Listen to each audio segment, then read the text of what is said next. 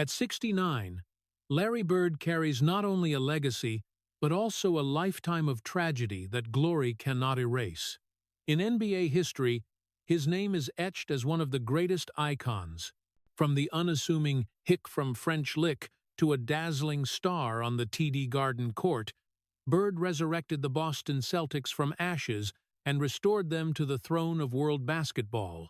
With 3 NBA championships, 3 consecutive MVP awards, 2 Finals MVPs, and 12 All-Star appearances, he redefined the concept of greatness. Fans will never forget his icy three-point shots, razor-sharp passes, and clutch mentality that made opponents tremble. His rivalry with Magic Johnson was not just a series of games but an epic saga that lifted the NBA from the shadows of the 1,970 seconds into a golden era of globalization and television. Bird was not just a player, he was the soul of a generation, proof that grit and ambition could transform a poor boy from Indiana into an immortal legend. Yet behind that radiant glory lies a heavy shadow that Bird has carried his entire life. His childhood was haunted by poverty, a lack of affection, and the ultimate tragedy of his father's suicide, leaving a wound in young Larry's heart that never healed. As a star, he faced not only the pressure of millions of expectant eyes, but also the cruel betrayal of his own body. A broken back, chronic pain, weary legs, all turned every game into a battle against himself. The spotlight on the court only partially masked the solitude of his personal life. A failed first marriage, a distant relationship with his daughter, the haunting fear of meeting his father's fate, and the dread of being forgotten in a world always craving new faces. Larry Bird conquered the world, but deep down, he remains a man quietly bearing pains no audience could ever see. Larry Bird's childhood was a mournful melody that never ceased, a tragic beginning whose shadow he could never escape. In a cramped house in the impoverished town of French Lick, Indiana, Larry grew up with 5 siblings, squeezed into a space too small to hold their dreams. His family never had much money. His mother worked endless jobs to feed 6 children, from waitressing to cleaning, while his father, Claude Joseph Joe Bird, was chronically unemployed and sank deeper into alcoholism. In Larry's memories, childhood was not filled with warm family dinners but with hungry days, cold nights, and his father's endless drunken stupors. That scrawny kid learned to stay silent, to withdraw, because in a family overwhelmed by hardship and scarcity, weakness had no place. The greatest pain struck when Larry was just 18. Joe Bird, the man he both loved and feared, chose the darkest path, suicide by gunshot. The news hit Larry like a slashing wound, turning everything before him to ashes. He felt abandoned, as if the entire world had turned its back on him. His father didn't just leave, he left a void nothing could fill, a haunting shadow that clung to Larry until the end of his days. To Larry, that death was not just a loss but a betrayal of life itself, a mark of generational sorrow. Behind the cold eyes and calm demeanor of later years, there was always a wound bleeding from that 18-year-old boy. The obsession with his father's death didn't end with memory. It became a constant fear in Larry's soul. Fear that he too would not live long. Fear that despair could destroy a person. Fear that fate would repeat that dark cycle. To face reality, Larry turned to basketball, clinging to it as his only lifeline. But before the light of the court reached him, Bird tasted the bitter salt of poverty. He worked odd jobs while in school, cleaning, doing town chores, mowing lawns, anything to earn a few coins. Every penny went to help his mother, to buy food, to ensure 6 kids could survive another day. Amid those grueling days, Larry carried a heavy feeling, the sense of being abandoned, the sense of a son growing up without ever having a father's embrace to lean on. Poverty forced Larry to mature early. That boy learned to suppress emotions, to face schoolyard taunts, to steel himself to survive while inside churned an ocean of loneliness. People often speak of Larry Bird as a proud, cold figure on the court, but few understand that this coldness was forged in the days he quietly returned to a dilapidated house, with no one to check on him, no one to comfort him. Each time he looked at the empty chair where his father should have been, Larry felt only a piercing emptiness. That death didn't just take a father. It stole the one sense of security a child needs. Deep down, Bird always carried the guilt that his father gave up, abandoned him and the family. That pain became a fire, both consuming and driving him. It made him reserved, quiet, but also fueled his determination to prove he was not worthless, that he would never fall like his father. Yet, no matter how high he climbed, the memories of a hungry childhood and the moment his father took his own life remained a deep scar, impossible to erase. At 69, looking back, Larry Bird doesn't just recall legendary games, but hears echoes from distant years. The cold sound of the gunshot that ended his father's life, the silent tears in a cramped house, and the aching heart of a poor boy forced to grow up too soon. If his father's death left an unfillable void in young Larry Bird's heart, basketball was the fragile thread pulling him from that abyss of despair.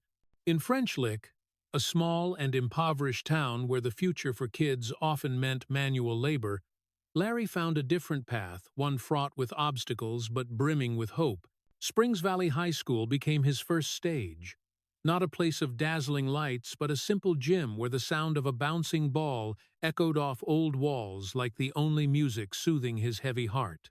Larry didn't just play basketball as a sport, he clung to it as if clinging to life. Every early morning, while the town was still shrouded in cold mist, that boy was at the court, alone, with a worn ball and tattered shoes. Each time the ball hit the wooden floor, Larry felt his pain ease, if only slightly. While peers spent time playing, Larry immersed himself for hours in shots, running drills, and jumps. Basketball wasn't a pastime for him. It was a battle against the pain of losing his father, a declaration that he would not fall, that he would find a way to move forward. His coaches at Springs Valley saw something different in Larry. He didn't just have natural talent, the ability to read the game, shoot with precision, a hunger to win, but the resilience of a kid who'd seen life's unfairness. Larry rarely smiled or shared his feelings. On the court, he was cold, focused, but inside, every move was a confession. They say when Larry held the ball, the world outside poverty, loneliness, death seemed to vanish, leaving just him and the hoop. Yet basketball wasn't always kind to Larry. It was a harsh challenge, demanding he sacrifice his youth. To become the school team's star, he didn't just practice harder than anyone. He learned to endure jealous looks, taunts from peers who didn't understand why this scrawny, poor kid could stand tall on the court. Larry stayed silent, answering only with sweat and tireless shots. At night, when everyone slept, he kept practicing under dim streetlights, his footsteps echoing like the heartbeat of a boy determined to escape a cruel fate. A friend once recalled seeing Larry shoot for hours in the school gym, long after dark, when everyone else had gone home. He said nothing, just repeated the motion, as if trying to erase the image of a father who chose death. Each shot at the hoop was a shot at the darkness within. Each drop of sweat on the floor was a tear never shed in front of others. Basketball couldn't bring his father back or fill the void in that small, poor house, but it gave Larry a reason to wake up each day. It gave him a sense of worth, a belief he could achieve something greater than the fate set for French Lick's kids. From small school games to district tournaments, Larry became the town's hope. But for him, basketball wasn't about glory, it was a desperate escape. At Springs Valley High School, Larry averaged over 30 points and 20 rebounds per game, staggering numbers for a high schooler. But to Larry, they weren't just stats, they were proof he was alive, that he could move forward despite a bleeding heart. Every time he stepped onto the court, he didn't just play for the team but for himself, for the father who abandoned him, for the hungry nights and grueling work days. Basketball was the only place Larry could scream in silence, where he could release the pain no one else understood. Larry Bird's childhood, therefore, was both cruel and redemptive. It robbed him of familial warmth, but gave him the fire to burn eternally on the court. The sound of a ball bouncing on Springs Valley's wooden floor didn't just echo in that small gym, it resonated through his entire life. From poverty, from the pain of losing his father, and from the feeling of abandonment, Larry Bird found his only escape a desperate path that led him to immortal glory. In his final high school years, as the sound of a bouncing ball in Springs Valley's small gym became the familiar rhythm that saved Larry's soul, he knew he couldn't stay in the impoverished town of French Lick. After a brief and disorienting stint at Indiana University under Bob Knight, where the crowds, pressure, and unfamiliarity forced him to drop out and return home, Larry found his true place at Indiana State University. It wasn't the most prestigious school, nor did it boast a storied basketball tradition. But for Larry, it was a second chance, a place where he could turn his desperate escape into a real path forward. And from that overlooked corner of the world, he made all of America speak his name. The 1978-79 season was a turning point. Larry Bird, now matured by the losses of his childhood, became the soul of the Indiana State Sycamores. He shone in every game, not just scoring but assisting, rebounding, defending a rare all-around player. People flocked to watch the Sycamores just to see a lanky, blond kid with a rustic demeanor, cold on the court but driven by a burning thirst for victory. He turned an unknown team into a mythic tale, leading them undefeated through the season and straight to the NCAA championship game. For Indiana, for French Lick, it was an unprecedented dream, and for Larry, proof that the poor boy from yesteryear could finally rise under the brightest lights. But fate, as always in his life, never allowed a complete victory. In the March 1979 championship game, Bird and Indiana State faced Michigan State, led by a young talent named Earvin "Magic" Johnson.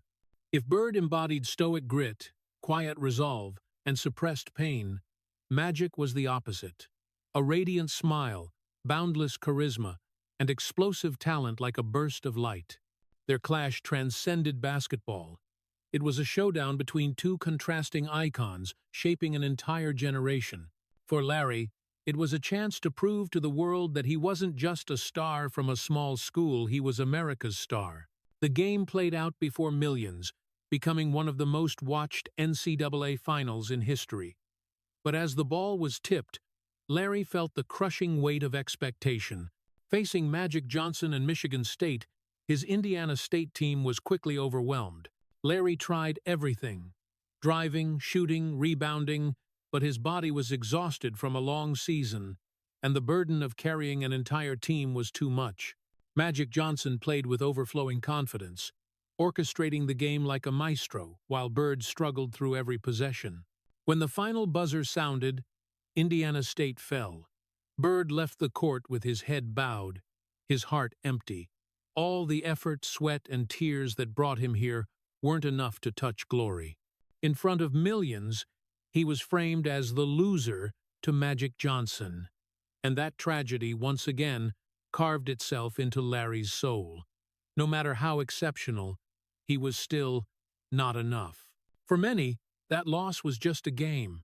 For Larry, it was a wound that haunted his entire career. He had endured poverty, witnessed his father's tragic death, found hope in basketball, and now, just when he thought he was on the verge of the sweetest victory, fate slapped him in the face. The feeling of never enough clung to him like a shadow, following him from the NCAA to the NBA. Later, despite winning 3 NBA championships, 3 consecutive MVP awards, and becoming one of history's greatest legends, Larry never forgot that night in 1979. He once admitted that the memory of losing to Magic was one of the deepest pains of his career, not because of the missing trophy, but because it reminded him that fate always tested him, always made him pay a price, even when he gave everything. That loss didn't just shape Larry Bird's career. It underscored a lifelong tragedy. His greatness always came with loss. That night, as the arena lights dimmed and the fans left the stands, Larry sat alone in the locker room, staring at the floor. No one saw the silent tears that fell. To America, It was the game that sparked the legendary Bird Magic rivalry, the start of a new NBA era. But for Larry, it was a scar on his soul, a reminder that even when you carry an unknown school to a national championship game, you can still be a loser in the spotlight. And from that pain, he entered the NBA not just with a hunger for victory, but with a heart hardened by a brutal truth. For Larry Bird, glory always came with tragedy.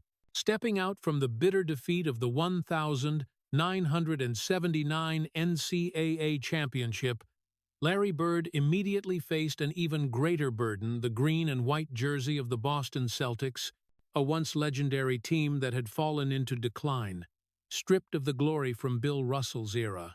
When he signed a contract worth over $3.25 million, a record for a rookie at the time, Bird was instantly cast as the savior, the last hope to restore the Celtics to their throne. For a young man still reeling from his NCAA loss to Magic Johnson, that pressure was like a shackle, turning every step into a life-or-death test. From his first day in Boston, Larry felt the weight of expectation. Fans saw him as the one responsible for reviving a city's pride. Teammates looked to him as a miracle to change their fate. But behind those gazes, Larry was still just the poor kid from French Lick, carrying memories of a father who took his own life and the haunting fear of never being enough after the NCAA defeat. On the court, he strained to prove his worth. Off it, he learned to endure the loneliness of a star forced to shine. In his 1979-80 rookie season, Bird quickly showed he was unlike any other player. Averaging over 21 points, 10 rebounds, and 4 assists per game, he not only helped the Celtics improve by 32 wins from the previous season, but also won Rookie of the Year. The press called him a living miracle, and fans hailed him as a saint. But behind those dazzling numbers, Larry never found basketball to be pure joy. For him, each game was not just sport but a duty, a responsibility to not let an entire city down.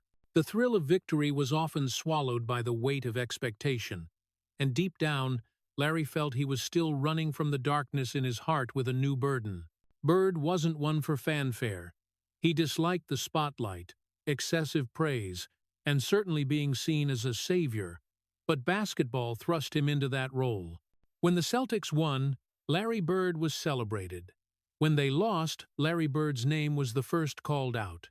He quickly learned that glory and responsibility went hand in hand, and the higher he climbed, the heavier the load.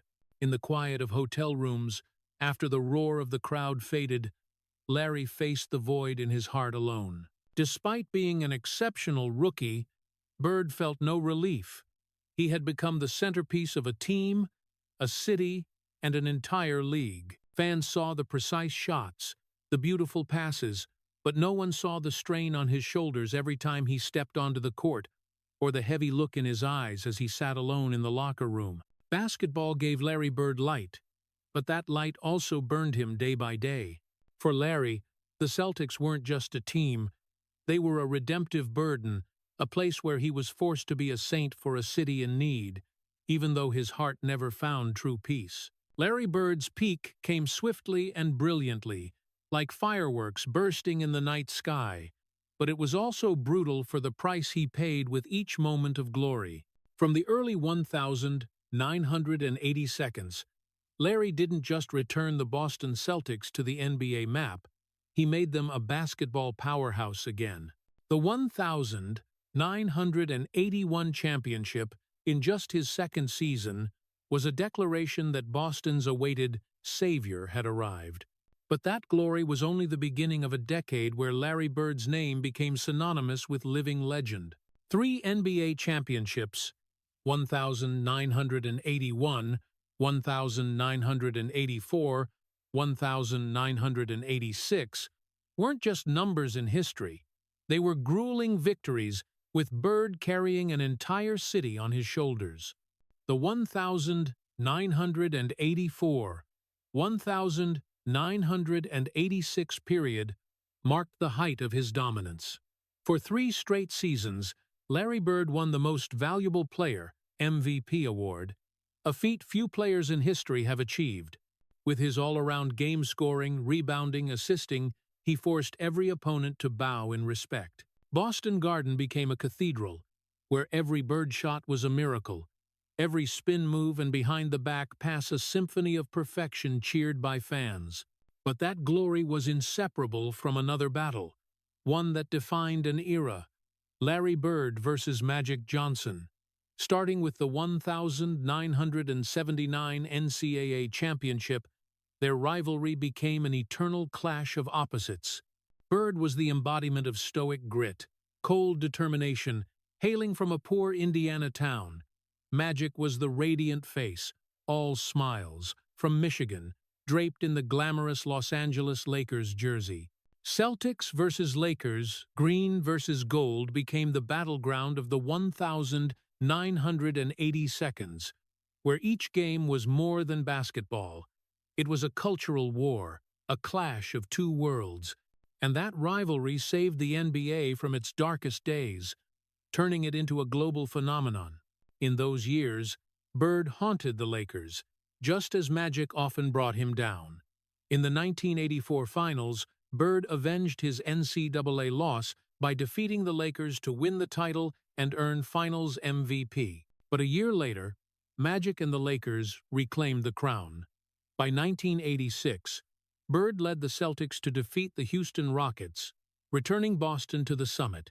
Their rivalry had no end, and every victory or defeat carved itself into Larry's heart like an indelible mark.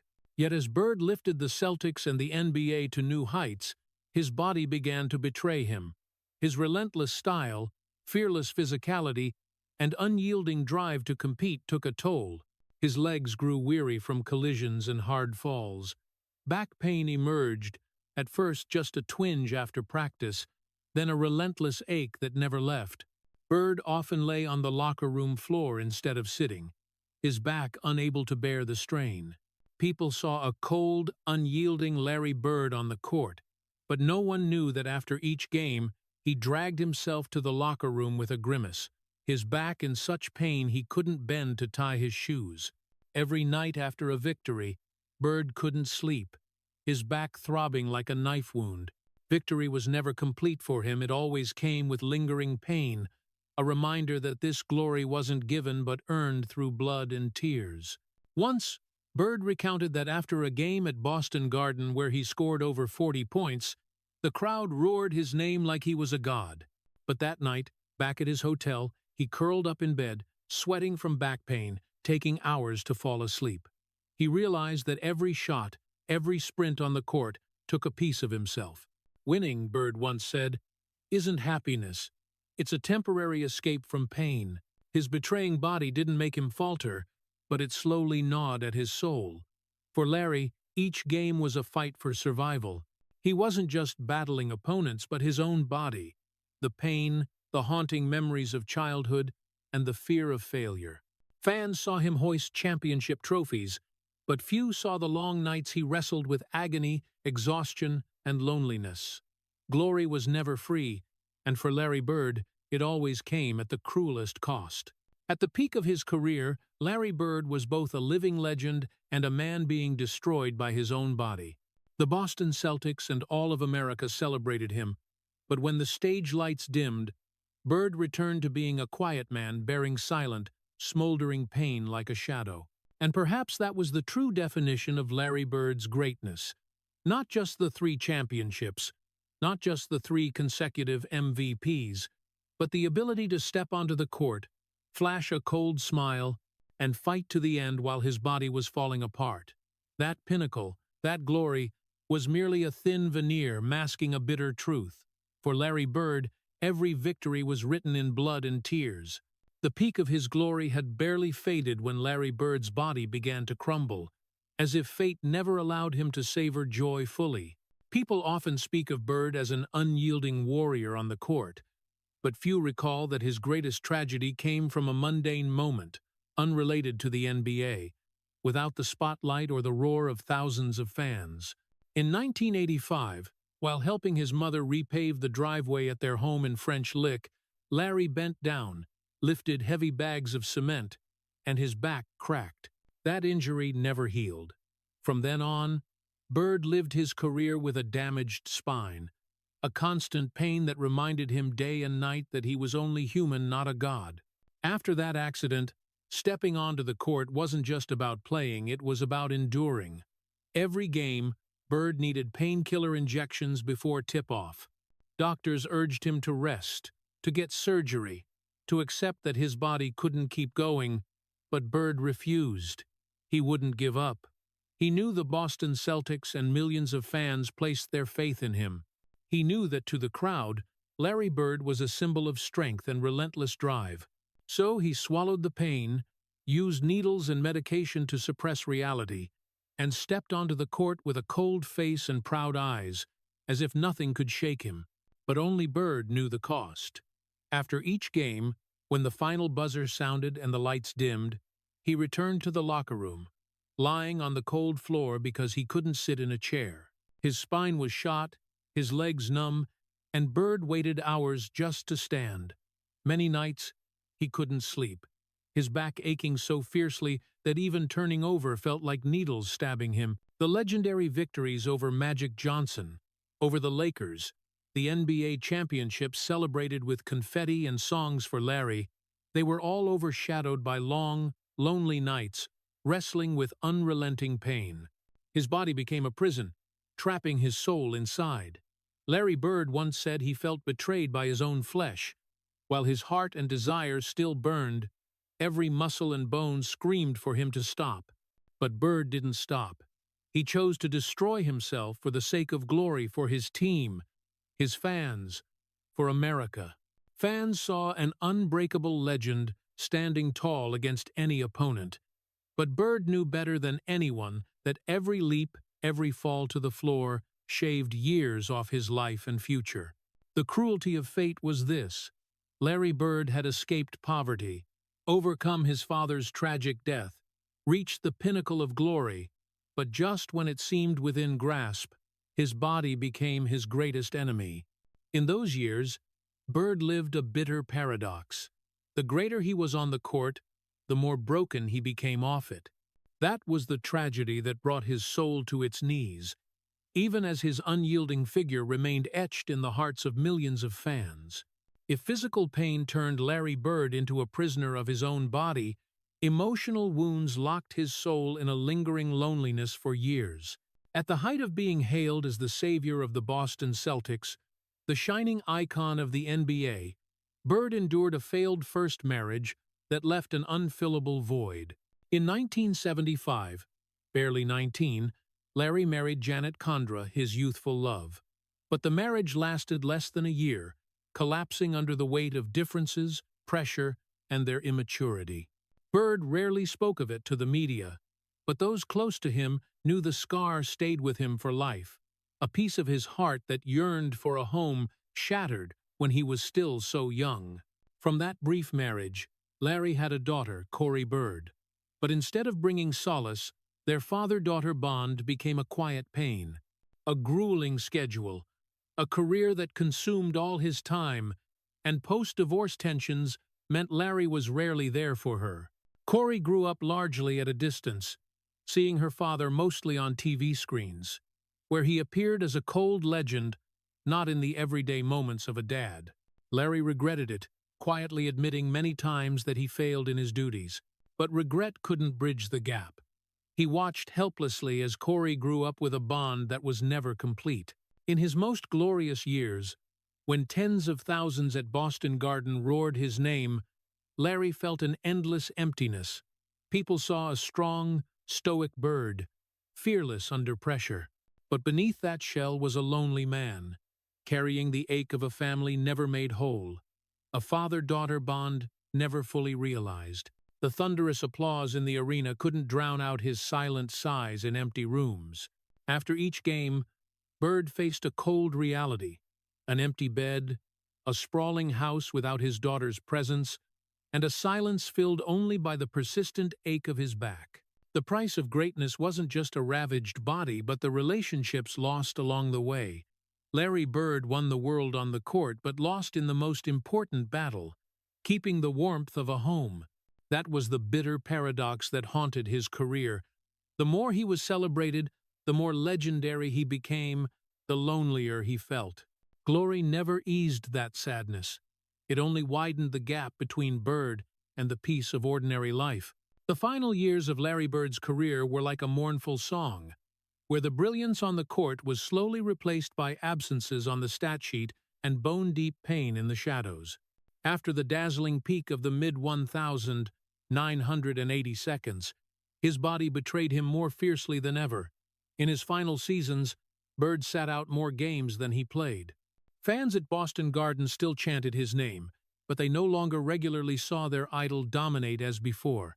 Instead, they saw a weary Bird with a heating pad on his back, his face contorted in pain, and his eyes helpless as he watched from the sidelines. Each time he returned, Bird played with whatever his body had left, but every leap, every rebound battle took a piece of his flesh. Behind the points, he knew he was gambling his career and long-term health. Sometimes, a single small collision would bring him down, his back seizing up so badly he couldn't stand unaided. Doctors urged surgery, urged him to retire to preserve something for his later years, but Bird never gave in easily.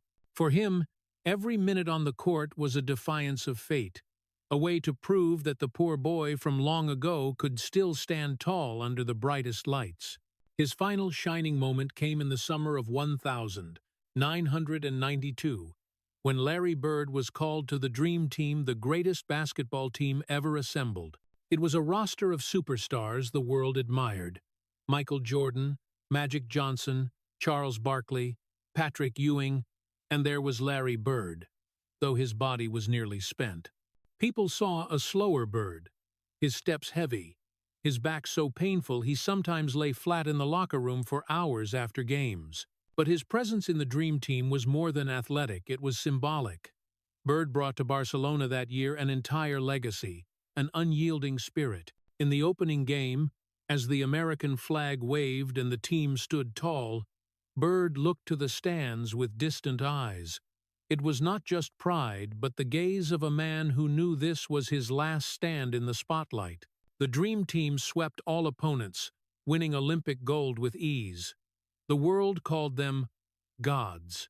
But Bird knew that after that medal, his body was utterly spent. He often said he could no longer tie his shoes without help. Each morning, his back was stiff, aching so sharply it took minutes to stand upright. The joy of victory in Barcelona mingled with a deep sadness. Larry Bird, who once conquered the NBA, was now a shadow of himself. Returning to the NBA after the Olympics, Bird tried once more, but his body wouldn't allow it. In the 1991-92 season, he missed 37 games. The Celtics, though still revering him, no longer relied on Bird to turn the tide. And then the day came. Larry Bird announced his retirement. In August 1992, at a press conference in Boston, Bird sat in a crisp suit, his eyes red. He said simply, "My body won't let me go on." His voice was low and hoarse, his back still aching so much he had to sit at an angle, unable to sit straight. The entire NBA mourned, and all of America was moved. Michael Jordan, Magic Johnson, countless teammates and rivals sent tributes. But amid the praise, Bird felt an unrelenting sorrow. Basketball had been his escape, his life, the reason he overcame poverty, his father's death, and long, lonely nights. Now, with the lights dimmed, he had to learn to live without it. For Larry Bird, it wasn't just the end of a career but the loss of his very soul. He left the court to thunderous applause, but inside were tears. No one saw tears of a legend who knew he had given everything and left in pain, both physical and emotional. Retiring in tears and unrelenting back pain, Larry Bird thought he could finally escape the harshness of basketball and live quieter days. But basketball, like his pain, never let him go.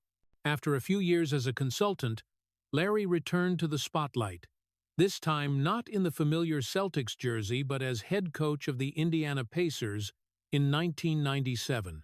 For a son of Indiana, It was an undeniable call of fate to return to his homeland and lead the team representing the state where he rose from poverty and loss. Under Larry Bird's leadership, the Pacers transformed quickly. In his first season, they achieved a 58-24 record, the best in franchise history at the time.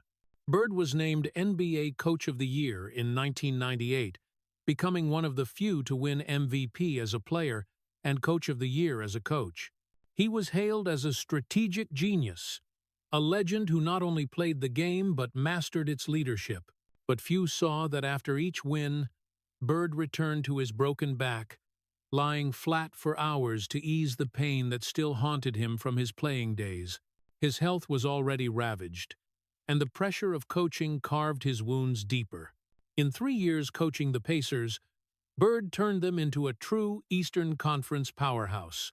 He elevated Reggie Miller, Jalen Rose, Rick Smits, and their teammates to their peak. The 1999-2000 season was the pinnacle. The Indiana Pacers reached the NBA Finals for the first time in history. The state erupted, seeing Larry as a saint, bringing them within reach of a dream.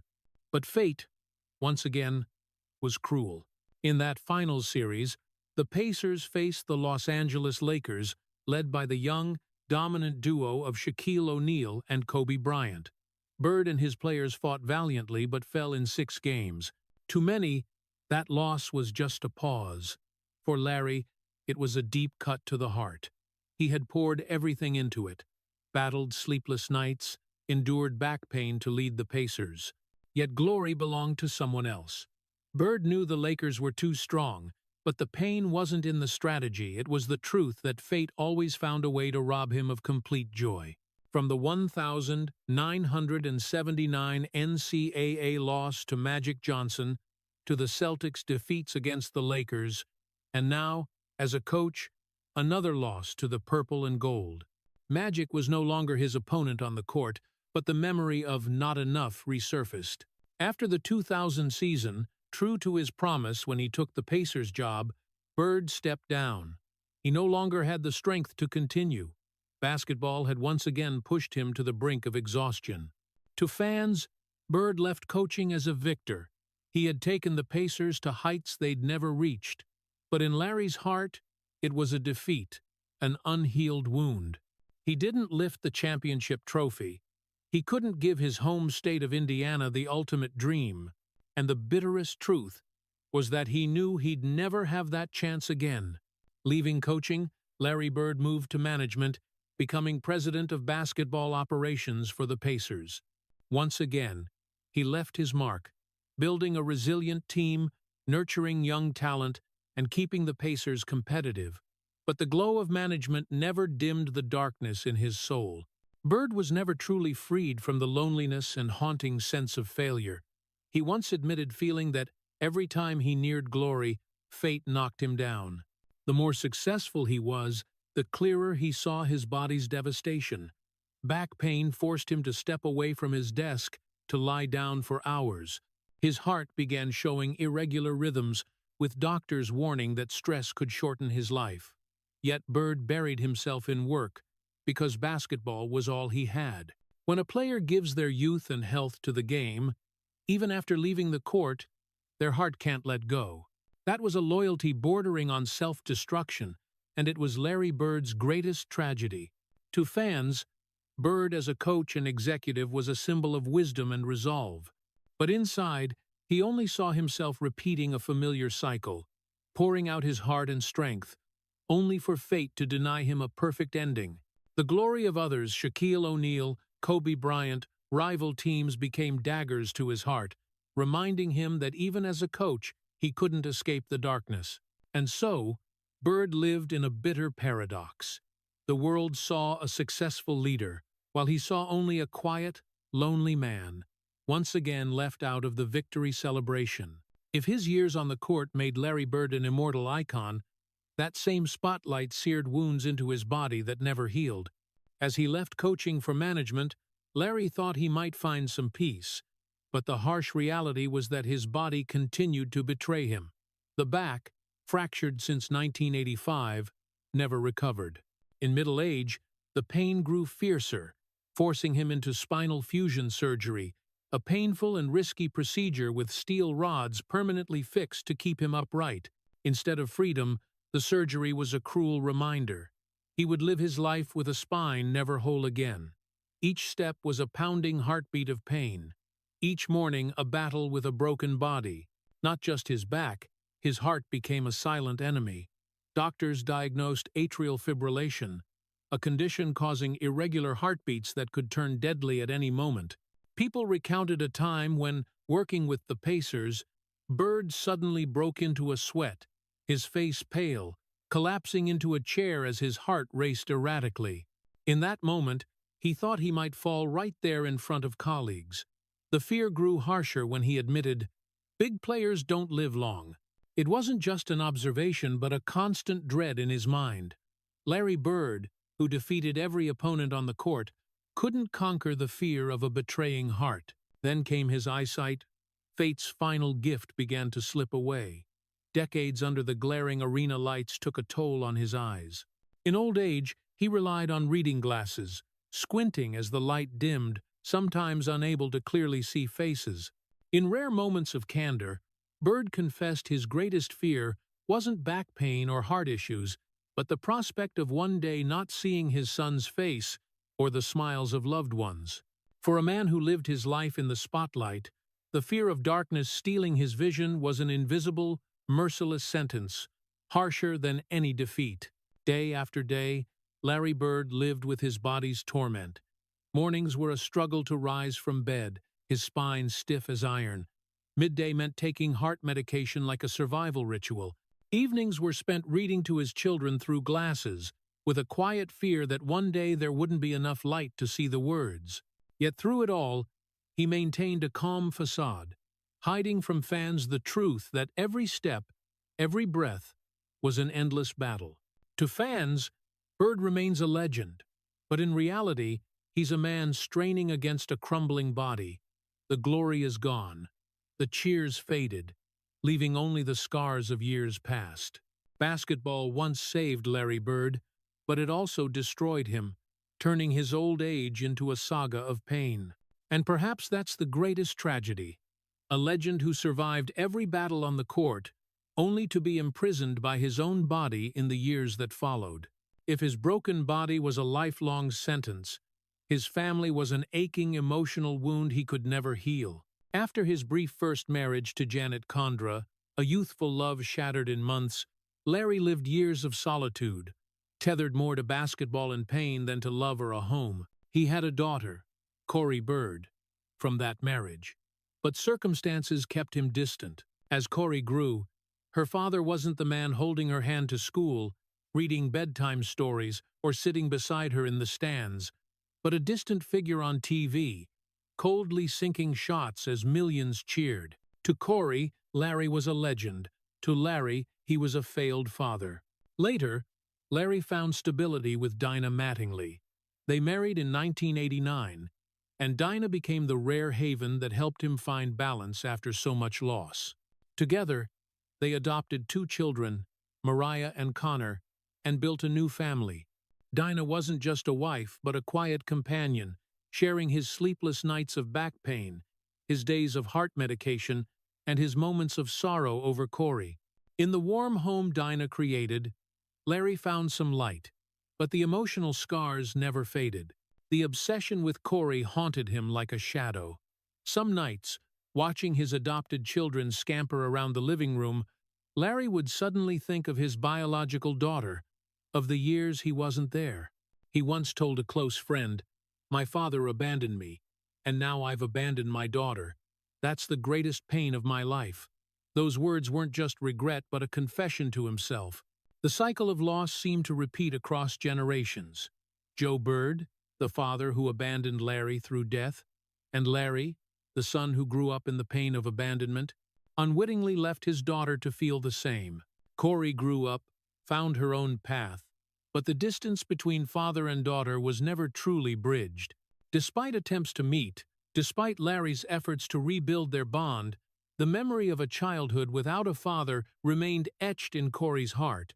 just as the guilt of that failure was carved into Larry's.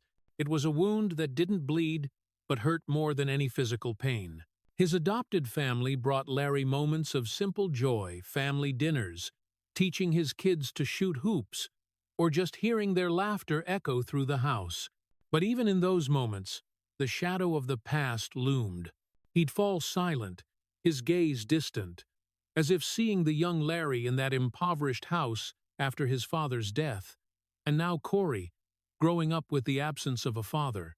Those layered memories made Larry a man torn between present happiness and past pain. Fans know Larry Bird as a legend, a symbol of will and resilience. But in his private life, he was a deeply flawed man, an incomplete father. And perhaps that made Bird even more stoic, more guarded, less open with his emotions.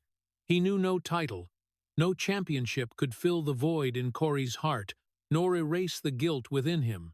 Thus, Larry Bird's life was always two-sided, an immortal legend to the world, and an ordinary man with unhealed emotional wounds. In Dinah's arms and their small family, he found peace. But deep down, the pain of being an imperfect father smoldered, a small flame that never died. That was the tragedy Larry Bird carried, even after leaving the court's spotlight.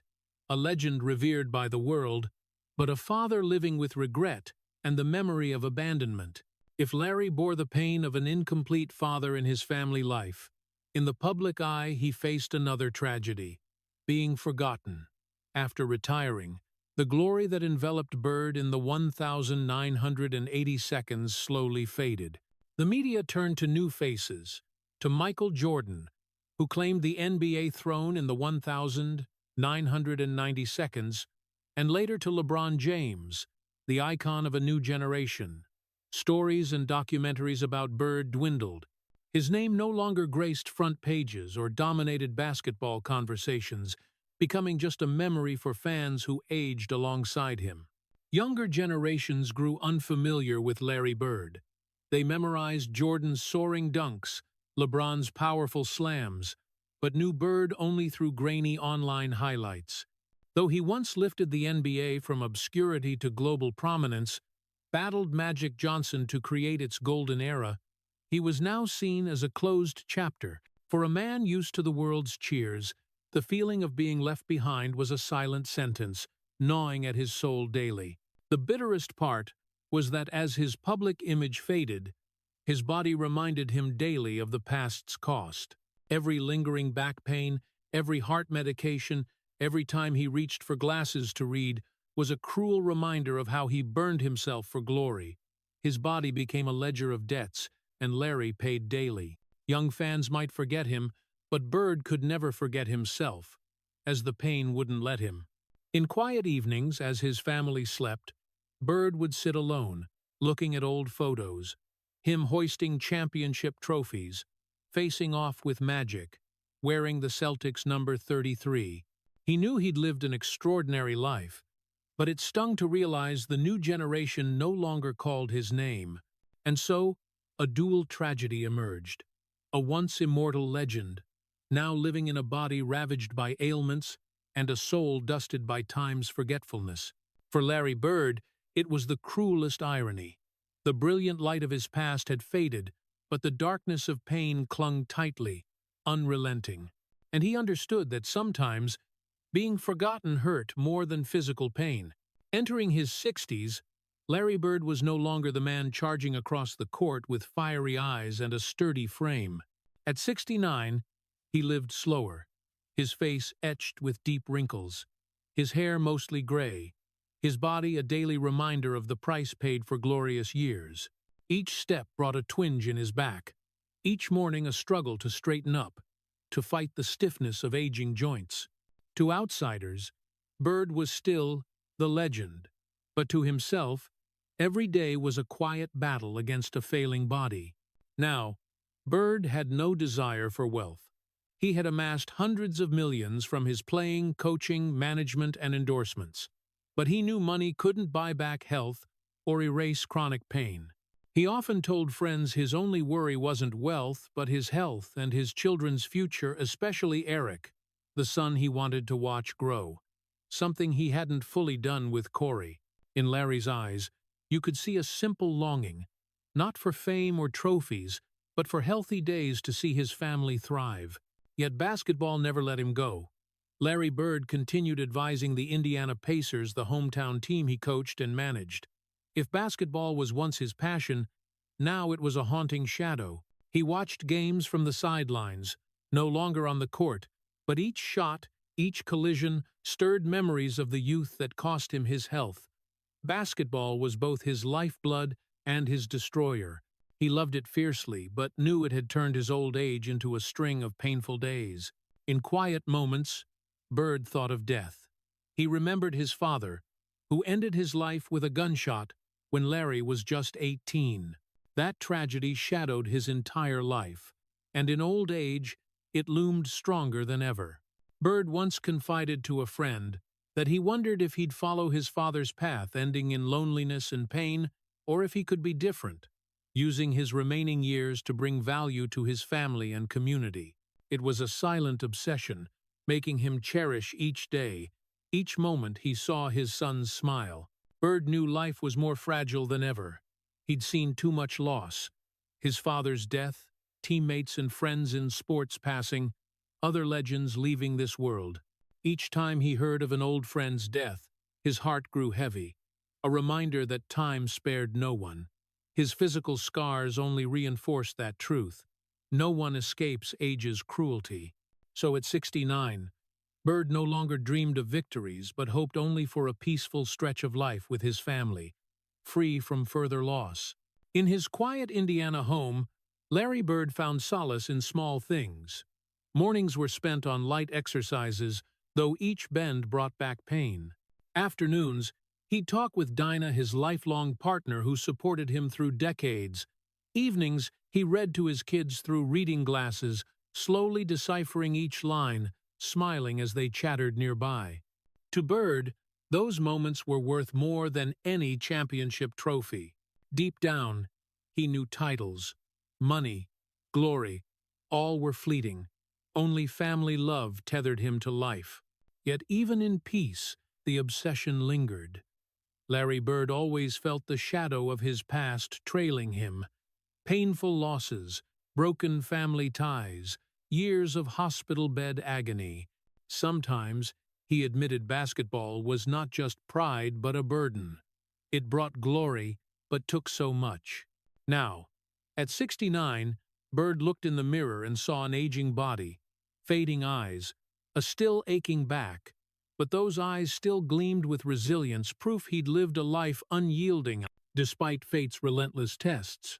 Larry Bird's 60s were thus a bitter symphony of legacy and loss. He was still called an immortal legend, but he felt his legacy was unfinished, not for lack of championships or awards, but for unhealed personal wounds.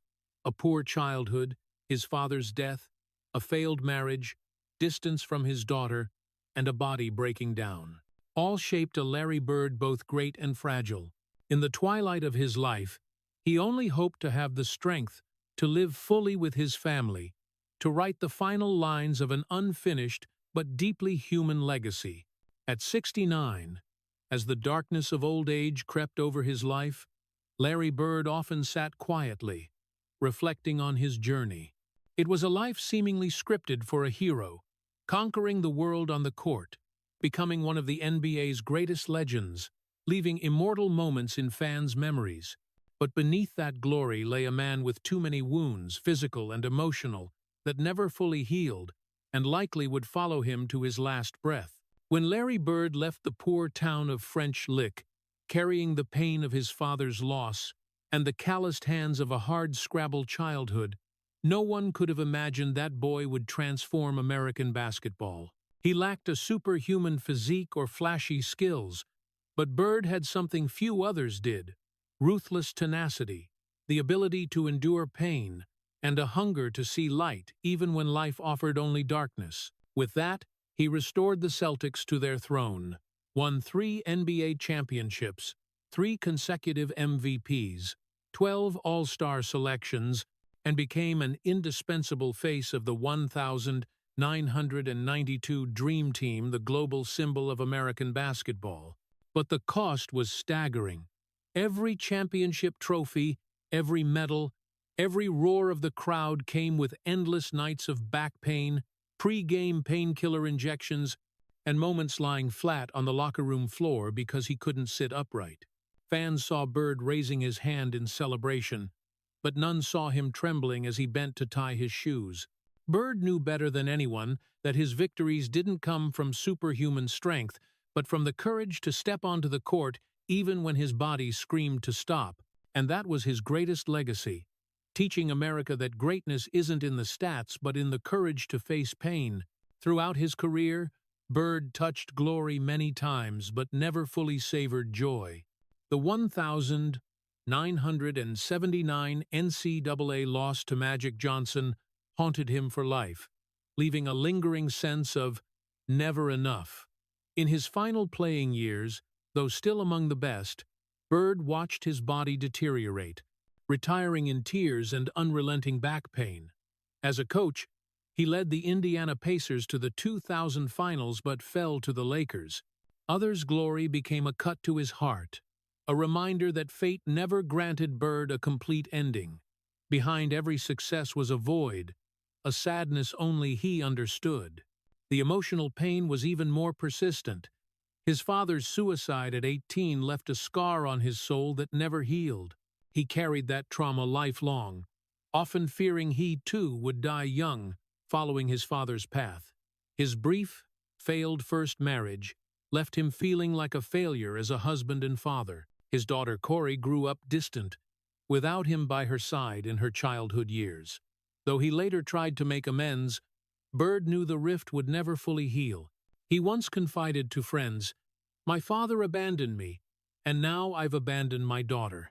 That was a statement piercing the depths of his regret. An immortal legend to the world, but in his heart, only an incomplete father. His second family, with Dinah Mattingly and their 2 adopted children, brought Bird rare stability, but the shadow of the past clung tightly. Even in simple moments of happiness, family dinners, children's laughter, Bird would suddenly think of Corey, his own loveless childhood, the gunshot that took his father. It was a chain of memories that kept his heart restless. Today, at 69, Larry Bird lives slowly, spending time on family and small things. He no longer cares for wealth or fame, but each step aches, each morning is a battle. His back stiffens, his heart skips beats, his eyes blur, and his greatest fear is one day not seeing his son's face clearly. The lingering thought haunts him. Big players often die young. So he cherishes every moment, every smile, every hug, knowing life is fragile. Looking back, Bird doesn't deny his immense sporting legacy, but he wants to be remembered for more. He wants to be seen as an example of resilience, of rising through adversity, of surviving when everything is against you. Larry Bird's true legacy isn't just 3 championship rings, 3 MVPs, or dazzling record book numbers. It lies in teaching America that greatness isn't never falling but standing up exhausted, fighting on despite certain pain. The final message of Larry Bird's life is simple yet profound. Glory can't erase pain, but love, resilience, and spiritual legacy are immortal.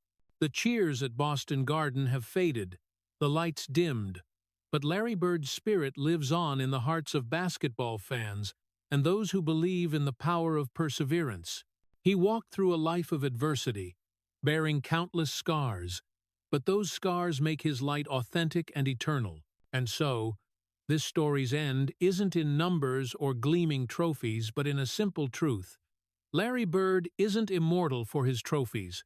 He's immortal for living fully through adversity, leaving light in the darkness for America. Looking at Larry Bird's story, I feel deep sadness but also surging respect for a man who pushed through darkness. From a cramped French Lick home with 6 siblings to the shock of his father's suicide at 18, Bird learned to swallow tears and turn the sound of a bouncing ball at Springs Valley High into an escape. He carried the wound of never enough from the 1,979 NCAA loss to Magic Johnson, but still lifted Boston with 3 championships, 1,981, 1,984, 1,986, and 3 straight MVPs, 1,984, 86. Behind the glory was everyday tragedy. A broken back from paving his mother's driveway, pre-game painkiller shots, nights lying flat on the locker room floor. The 1,992 Dream Team was his final dawn as his body neared collapse. Then he bowed out in tears in 1992, only to taste the bitterness of a 2000 Finals loss to the Lakers as Pacers coach. In his 60s, spinal fusion surgery, heart arrhythmias, fading eyesight, and the fear of not seeing my son's face gripped him. The private regret of, "My father abandoned me, and I abandoned my daughter," with Corey cut deep. Though Dinah and their adopted children brought peace, the lesson for America isn't in scoreboards but in the dignity of blue-collar labor, the courage to play when your body begs to stop, and the bravery to admit failures and try to mend them.